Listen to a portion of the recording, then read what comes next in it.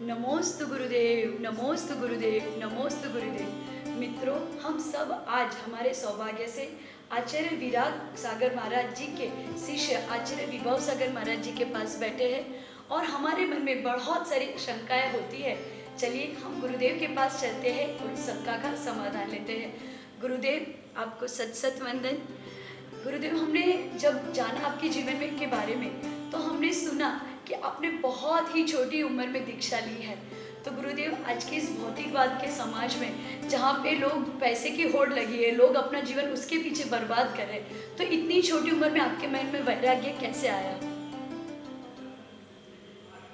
मेरे जीवन में 18 वर्ष की उम्र में जब मैं बरनी भवन मुराजी में पढ़ रहा था, तब मुनि श्री निर्णय सागर जी महाराज, आइलक श्री विनम्र सागर जी महाराज का चातुर्मास हुआ।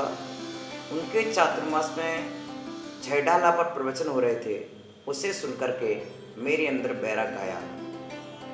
गुरुदेव, मतलब आज लोग कितना पढ़ लेते, पढ़ पढ़ के कहते हैं पूरी किताबें खत्म हो जाती है, पर फिर भी किसी किसी को भी ऐसा वैराग्य आता है और किसी किसी को कुछ भी पढ़ के नहीं होता है। तो गुरुदेव, मैं आपसे आज ये पूछना चाहती हूँ कि जैसे आज हमने ये भी देखा है कि कोई कोई लोग छोटी उम्र में धर्म करते हैं, कोई कोई लोग नहीं करते, तो क्या उसके पीछे भी उनकी ही खुद के कोई कर्मों के अधीन होता है या फिर कोई और वजह है जिस वजह से कोई धर्म के पीछे चलते, कोई नहीं चलते धर्म के पीछे?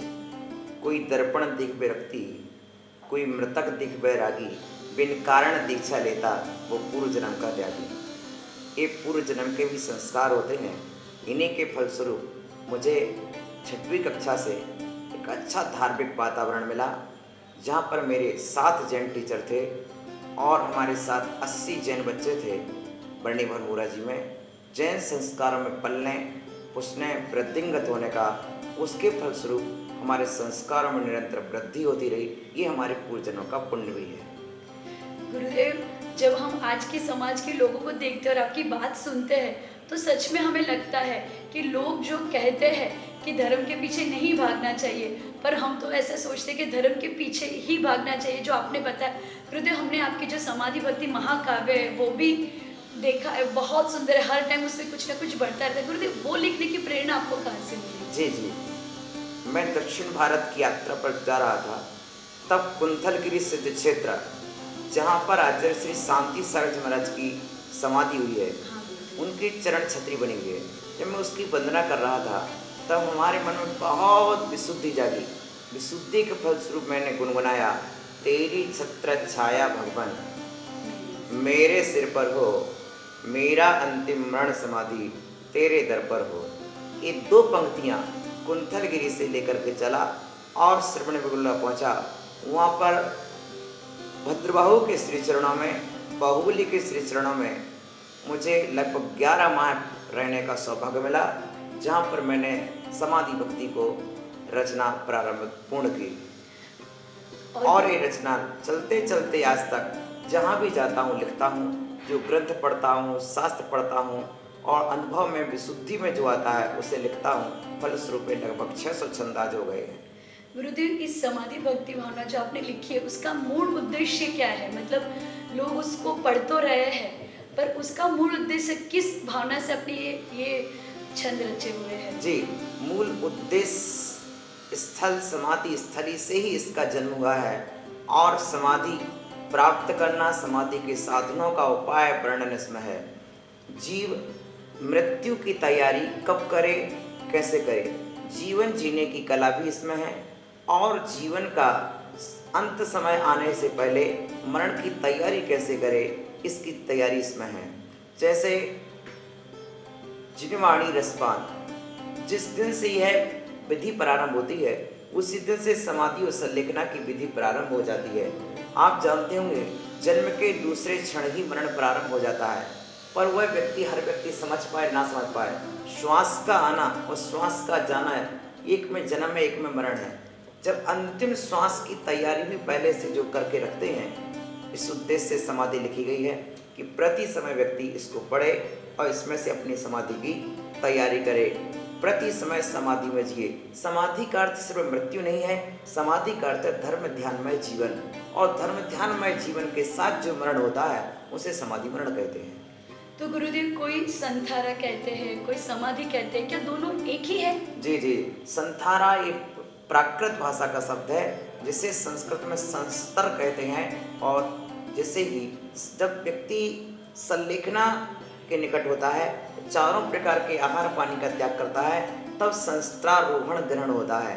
संस्तर सम्यक प्रकार का स्तर ग्रहण करना, फिर वहाँ से चलायमान नहीं होता है, हर प्रकार की बाधाओं और परिस्थितियों के बीच में अपने स्थान पर ही रहता है।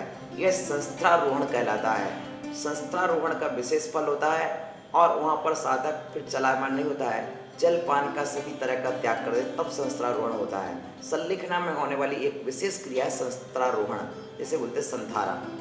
अच्छा, तो गुरुदेव आजकल हमने देखा है कि काफ़ी लोग ऐसा कहते हैं कि कोई बीमार पड़ जाए तो उसको देनी चाहिए समाधि कि नहीं देनी चाहिए। मतलब कभी कभी ऐसा भी मन में आता है कि कोई व्यक्ति को हमने देखा है कि कोई ज़िंदगी में कभी भी धर्म नहीं करता है, पर शायद उसके मन में ऐसे भाव जग जाते हैं कि मैं गुरुदेव के पास चला जाऊँ, मुझे समाधि मरण करना है। क्यों? क्योंकि उन्होंने सुना होता है कि ऐसी कुछ समाधि मरण जैसी। तो क्या जिन व्यक्ति ने पूरी जिंदगी में धर्म नहीं किया है, वो क्या अंत के समय में गुरुदेव के पास जाके समाधि ले सकते हैं? उसको फल मिल सकता है? जी जी जी, अंत भला तो सब भला। अंत के समय में यदि एक पुण्य भाव उसके अंदर जाग गया है, किसी जन्म का संस्कार भी उसके अंदर बैठा होगा, और जीवन में आपको दिख रहा कि उसने कुछ नहीं किया, लेकिन फिर भी उसकी सत्ता में कौन से परमाणु किस जन्म जन्मांतरों के कर्म बैठे हैं, जिन कर्म स्वरूप पाप कर्म का क्षय हुआ, और धर्म के निकट आने पर धर्म के प्रति श्रद्धा, समाधि के प्रति श्रद्धा बैठी। आप कहते कुछ नहीं किया, वो श्रद्धा ही तो सम्यक दर्शन है। वह श्रद्धा के साथ जो समाधि के प्रति ज्ञान है, वो सम्यक ज्ञान है, और उसका आचरण करने तैयार बैठा, यानी चारित्र है, यानी उसको अंतर रत्नत्रय में जन्म देने की भावना है, जिसे देख के हम कहते कुछ नहीं किया। उसके अंदर भावना है, और भावना भावनाशनी होती है। आज जब उसकी भावना है तो जीवन में कुछ नहीं किया, पर जीवन के अंत में जो करना चाहता है वो सर्वश्रेष्ठ करना चाहता है, और सर्वश्रेष्ठ पुण्य योग से उसे साधु का समागम मिला है तो उसे कर ही लेना चाहिए। आचार्य कहते हैं अंतर्मुहूर्त, लास्ट पोजीशन, यदि अंतर्मुहूर्त यानी 48 मिनट का टाइम भी मिलता है तब भी समाधि देना चाहिए। 5 मिनट 10 मिनट के लिए भी। अंत में यदि ये बताइए, यदि जीवन में आपने अपनी वसीयत किसी को नहीं लिखी है और मृत्यु के आपके पास 5 मिनट बचे हैं, यदि उस वसीयत को आप लिख देते हैं तो वसीयत मानी जाती कि नहीं मानी जाती? उसी तरह से यदि मृत्यु के पूर्व आप ब्रह्मोकार मंत्र सुनते हैं, धर्म ध्यान सुनते हैं, संलेखना करते हैं, समाधि करते हैं, तो उसका विशेष फल प्राप्त आपको होने वाला है, इसमें कोई संदेह नहीं है। गुरुदेव, कभी ऐसा भी देखा गया है कि कोई व्यक्ति बहुत बीमार है, उसकी तबीयत ठीक नहीं होती है, तो लोग उन्हें गुरुदेव के पास लेके जाते हैं। कभी हमने ऐसा भी देखा है कि गुरुदेव उनको जैसे उनको दीक्षा वगैरह तो दी जाती है, पर उनमें होश नहीं होता है कि हमारे साथ क्या हो रहा है। तो क्या ऐसे भी हो सकती है दीक्षा की उसमें कुछ बदलाव होना चाहिए? देखिए, व्यक्ति ले जाते ये तो निमित्त मात्र है, उसका पुण्य ही उस तरह की प्रेरणा कर रहा है कि वो साधु के पास लेके आ रहे हैं। अब उनके अंदर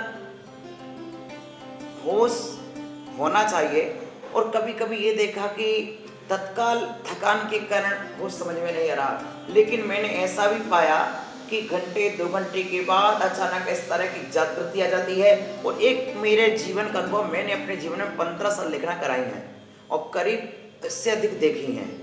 मेरे गुरुदेव विराग सागर जी ने लगभग 200 संलेखना कराई हैं।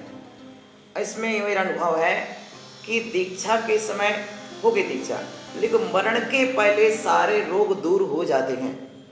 मरण के पूर्व व्यक्ति स्वस्थ हो जाता है। जिनको कभी पांव ना मुड़ता हो, हाथ ना मुड़ते हो, ऐसे व्यक्ति भी मरण के पूर्व स्वस्थ हो जाएंगे।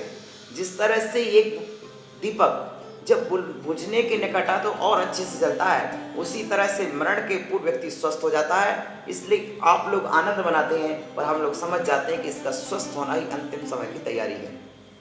गुरुदेव, ये आप जैसे आपने बताया, ऐसे हम बहुत सारी जगह पे ये देखते हैं कि लोग बातें करते रहते, लोग सोचते रहते, पर गुरुदेव आपने जो आज समाधान दिया उससे लोगों के मन में भी जागृति आ गई होगी, लोग समझ लगे होंगे, क्योंकि हम सबको समझ में नहीं आता है कि क्या गुरुदेव कहते, पर ये सब अब सबको समझ में आ गया होगा कि नहीं, अंतिम समय में भी जो समाधि ले लेते हैं उनका तो ज़रूर से आगे अच्छा भविष्य रहता होगा। पर गुरुदेव एक बात ये बताइए कि जैसे कोई समाधि मतलब किसी ने दीक्षा ली तो उनको कोई कभी आप 6 घंटे में भी किसी की मृत्यु हो जाती है, किसी की 12 घंटे में भी हो जाती है, आपने बताया ऐसे कोई 5 साल तक तो एक गृहस्थ रहता है और उसने दीक्षा ली, उसके बाद उसने समाधि ली, तो वो दोनों के बीच में उनके पुण्य में कितना ज़्यादा अंतर रहता होगा?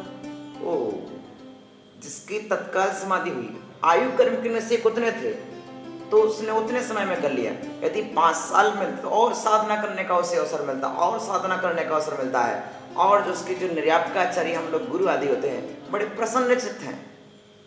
मैंने कई बार देखा कि बिल्कुल हमारे संग में अभी सफल सागर जी हैं, दीक्षा के पूर्व ऐसा अनुमान लग रहा था कि 1 हफ्ते से दिखने चलेंगे, लेकिन आज देखो तो आज 5 साल हो गए और अच्छे चल रहे हैं। तो बड़े आनंदित हूँ, जितना अधिक जिएंगे उतना अधिक संयम पालेंगे, जीने की वांछा नहीं, मरने की इच्छा नहीं, और आराम से साधना करने के लिए तैयार हैं। ऐसे साधकों के लिए तो सदा स्वागत है। तो गुरुदेव कभी कभी ऐसा भी हम देखते हैं कि कोई दीक्षा तो ले लेता है पर बाद में कभी किसी को विकल्प भी आ जाते हैं, तो उसके लिए मतलब जैसे उनको विकल्प नहीं आते, लोग उनको बोलते हैं अरे आप तो आत्महत्या के जैसा काम कर रहे हो, अच्छा होता आप यहाँ पे ना आते, हॉस्पिटल चले जाते, आपका जल्दी से इलाज हो जाता। मतलब जो इतर कौम के लोग रहते हैं अपने समाज में भी कहते हैं ना कि जिनको धर्म का नॉलेज नहीं है वो ऐसा बोलते हैं कि भाई ये समाधि तो एक तरह की आत्महत्या जैसा है, तो आप उसके लिए लोगों को क्या समझाएंगे, कैसे बताएंगे? आत्महत्या जब भी होती कसाय के आवेश में होती है, आत्महत्या जब भी होती है देशभाव से होती है, और संलेखना जब भी होती है शांत भावों से होती है, कसाय उसमें नहीं होती है। क्षमा आदि भाव होते हैं, क्षमा मंकर होती है और क्षमा करके होती है, और प्रीति पूर्वक होती है, शास्त्रों के उद्देश्य और रहस्य को जानकर होती है, गुरुजनों की सन्निधि में होती है। प्रायः करके जीव जब आत्महत्या करता है तो अकेले में करता है, भय के करता है, और कुछ न कुछ तनाव में आके करता है। समाधि तनाव में नहीं होती है, तन्मयता में होती है, चिंता में नहीं होती है, चिन्मयता में होती है। तो समाधि धर्म ध्यान का स्वरूप है। और जो लोग कहते आत्महत्या, तो ये आत्महत्या नहीं है, किसी भी रूप में आत्महत्या नहीं है, ये आत्मा का महोत्सव है, आत्मा का संस्कार उत्सव है। और कुछ बस तो गुरुदेव अब यही कहना चाहती हूँ कि आप हमारे जो पब्लिक है उनको कुछ ऐसा संदेश दीजिए ताकि सभी का जीवन सुधर जाए और अपने जीवन को वो ऊंचाई तक लेके जा सके। समाधि के लिए मैंने एक बहुत सुंदर भावना लिखी है। यदि उस समाधि भावना का पाठ किया जाए तो बहुत अच्छी प्रार्थना स्वरूप में भावना करनी चाहिए। मैं उसके कुछ संदर्भ बता देता हूँ। तेरी छत्र छाया भगवन मेरे सिर पर हो, मेरा अंतिम मरण समाधि तेरे दर पर हो। जिन वाणी रस पान करूं मैं, जिनवर को ध्याऊं, आर्जनों की संगति पाऊं, व्रत संयम चाहूं। गुणी जनों के सद्गुणी गाऊं, जिनवर यही वर दो। मेरा अंतिम मरण समाधि तेरे दर पर हो। मरण समय गुरु पादि मूल हो, संत समूह रहे।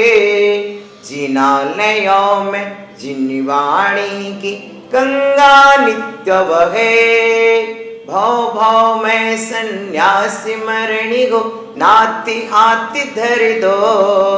मेरा अंतिम मरण समाधि तेरे दर पर हो।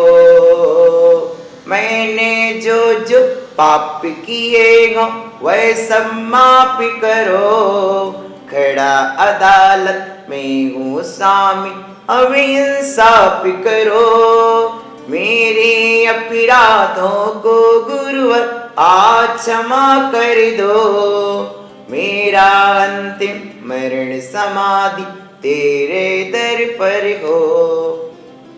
आशीष। नमोस्तु गुरुदेव, आशीर्वाद, नमोस्तु आशीर्वाद। गुरुदेव, नमोस्तु गुरुदेव। पूर्वी जी बहुत बहुत आशीर्वाद आपके द्वारा निरंतर जिन शासन जयवंतो मंगल आशीष।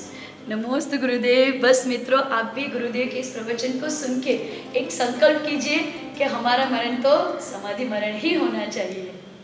जय जिनेन्द्र।